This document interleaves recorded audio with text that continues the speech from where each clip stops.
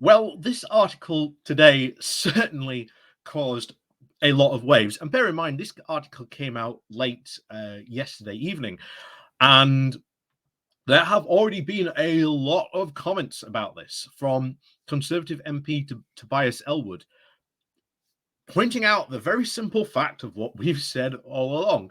Hey, guys, probably rejoining the single market is probably a really good idea and would help out massively, not only help to re-energize our economy, but also really help out with the cost of living crisis as well. And already, the papers this morning, especially the right-wing ones, were saying that this guy is part of some sort of evil plot to finish off Brexit. But as a lot of people have pointed out, look, back in 2016, the official leave position was that we were going to just leave the EU politically, but we were going to stay in the single market and customs union. That was the official leave position. Boris Johnson said it, Michael Gove said it, Nigel Farage even said it. What's wrong with being like Norway? And of course, aka the quote I always love to quote, Daniel Hannan, the brain of Brexit, the guy who was touted that if you've got a question about Brexit, Dan's the man with the answer about it. Who, in a live TV appearance, when someone from the Remain campaign said, look, a vote to leave means that we will leave the single market and customs union as well, Daniel Hannan turned around and said, don't be silly.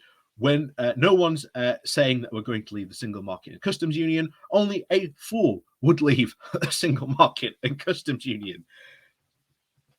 So if that was seriously the leave position, and as we said all along, they lied to people because they had to go as wide as possible to get as many people to vote to try and push them over that line as they could.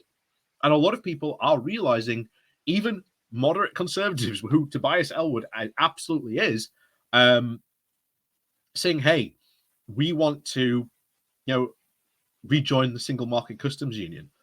I've said before, if you are on the left and you want to rejoin the EU, these are the type of people we have to work with and to get our objectives achieved. I see no problem with working with people like this guy to get us back in, even if it's just one step at a time. But anyway, let's see what he had to say.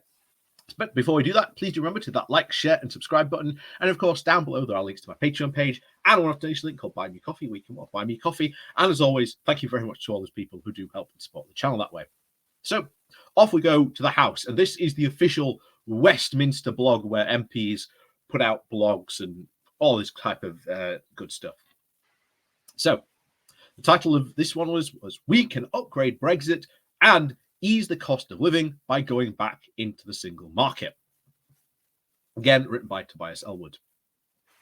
So, with inflation soaring and the cost of living crisis biting, the Chancellor's recent 15 billion intervention was welcome. But more radical thinking is required if we are to energise our economy through these stormy waters and earn another 5 years of Conservative government. And of course, I really don't want another 5 years of government, but bear in mind, this is a Conservative MP who has written this. But at least even he recognises the fact that, yeah, we're in trouble unless we actually start to seriously put some good ideas by solving this current crisis, which they created. Let's not let, Tobias Elwood off here. His party is very much responsible for the current crisis or crises that we are in. Given the government's gargantuan economic challenges ahead, we must dare to assess how Brexit, the biggest geopolitical decision in a generation, is faring. So loaded is the B word, many may prefer trying to steer clear of the subject, but this would be a dereliction of duty. If an army general mid-battle is mature enough to finesse his strategy to secure mission success, then government should do the same. Let's have the courage to dare to make this operational amendments as we seek to leverage greater success. So here's my attempt at how we might adjust the tiller to quote, better maximize our Brexit fortunes. Political distance from Brussels has been achieved. This is not up for question. However, economically speaking, there is vast room for improvement. The OBR, or the Office of Budget Responsibility, calculates it is in its current form that Brexit is reducing our GDP by about 4%. This compares to around the 1.5% caused by COVID. Or put another way, our exports to Europe have shrunk by over £20 billion. From the fishers who can no longer sell their Scottish salmon, to the farmers undercut by unchecked imports, to Cheshire cheesemakers running into £180 health certificates, even to the city, which can no longer sell financial services to Europe. Sector after sector has been strangled by the red tape that we are supposed to have escaped from. Today, business investment across the entire United Kingdom has stalled, and after 2016, and is now 10% down on 2019. European Union workers are turning their backs on the UK, leaving vital gaps in our workforce. Low investment means lower growth. No wonder the IMF forecasts our growth for 2023 as half of that of the advanced economy average. So what you are seeing being formed here, or at least what we hope to be the start of, is the Conservative push, because you need just as we need a Labour push and obviously a Lib Dem push, we need a Conservative push as well if we are to rejoin the European Union. This is something there needs to be cross-party support on for this. So I am sort of really glad that we are starting to see this. Hopefully we start to see more MPs come out about this, that Brexit is bad, and really start to say, hey, look, let's just talk about Brexit seriously for a moment, because if they do start talking about Brexit seriously, then there is no reason to keep Brexit.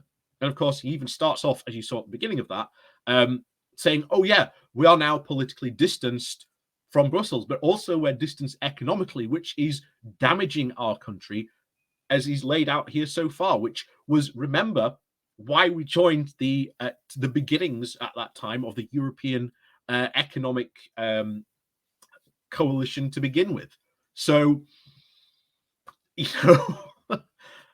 this is good, to be honest, to see this type of argument being advanced in sort of conservative sectors. So anyway, he continues. And then there's the unresolved issue of the Irish border. Current plans to bin the Northern Ireland Protocol could trigger a trade war with the EU, causing further economic harm, and is alienating the United States, our closest security ally. A recent YouGov poll indicates this is not the Brexit most people imagined.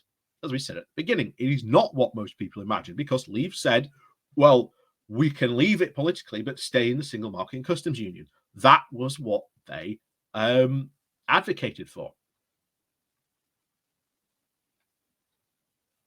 What most people imagined, again, with the majority believing that Brexit has gone badly. There is an appetite to make improvements, not U-turns, but course corrections. In a nutshell, all these challenges would disappear if we dared to advance our Brexit model by rejoining the EU single market, aka the Norway model. Leaving this aspect of the EU was not on the ballot paper, nor called for by either Prime Minister or even Nigel Farage during the 2016 referendum. There was, however, much discussion about returning to a, quote, common market, which is exactly what I proposed. Any model will have benefits and drawbacks. The single market means the free movement of goods, services, capital, and people. It would see £7 billion of paperwork and checks go, and boost our economy by restoring free trade to sectors demanding change. It would require acceptance of some EU regulations. However, UK industry, from food to pharmaceuticals, chemicals to motor manufacturing, says they would be better off working with one common standard rather than having to follow two, both a UK regulatory system and the EU one for most exports. There remain understandable reservations about the free movement of people in relation to benefit claims, which would need addressing. But this is not insurmountable. Again, go back to actually when we're in the EU. There were rules and regulations that we could have followed. It's built into EU law that you can't just emigrate to, another EU country and be an economic burden. You actually have to have health insurance and also and stuff that are reasonable. There are reasonable points in that for that amount of thing, and no one. So again, but that's obviously that you've got to remember. This is obviously the Conservative argument, so I understand why he's sort of addressing it. But that's again, it's a non-issue. It's a non-starter. So, well, again, it's not a non-starter. It's not an issue really, because the insurmountable point is already there. It's built into the system. So anyway, we continue. So let's not forget, both Winston Churchill and Margaret Thatcher endorsed this model with the view of the political, with the potential economic benefits outweighing the drawbacks.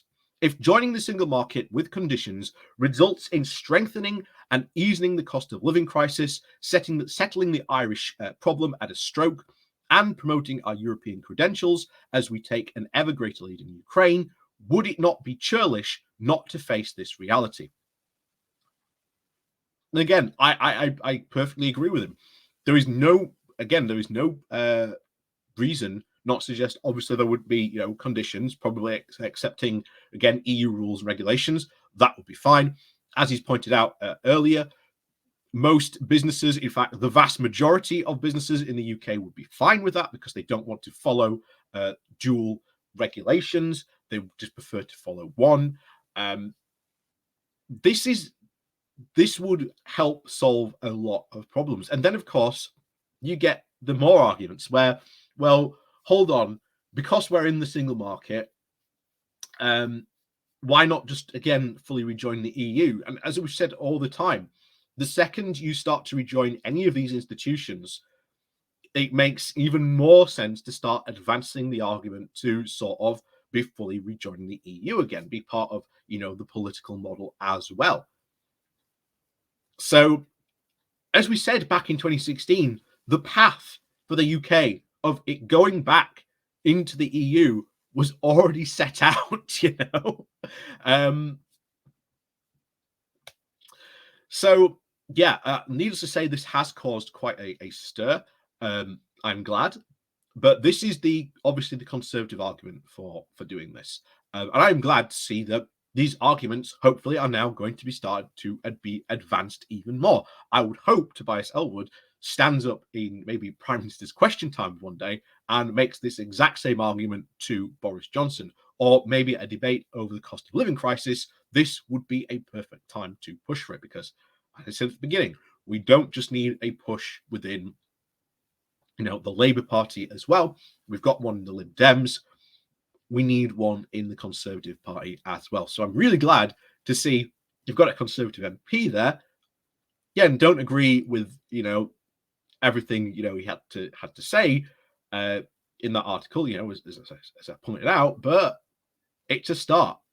It is a massive start for us to be rejoining. And if Tobias Elwood is going to be the guy who sort of leads the charge on the Conservative front, fantastic, because that's what we need in a big European movement to sort of, again, for the UK to eventually rejoin sort of, the European Union. Eventually, we need these people leading the charge in different parties. So, as always, thank you very much for watching. Please do remember to hit that like, share, and subscribe button on your way out. And of course, down below, there are links to my Patreon page and a notification link called Buy Me Coffee, where you can, buy me coffee. And as always, thank you very much for watching, and we'll see you all next time.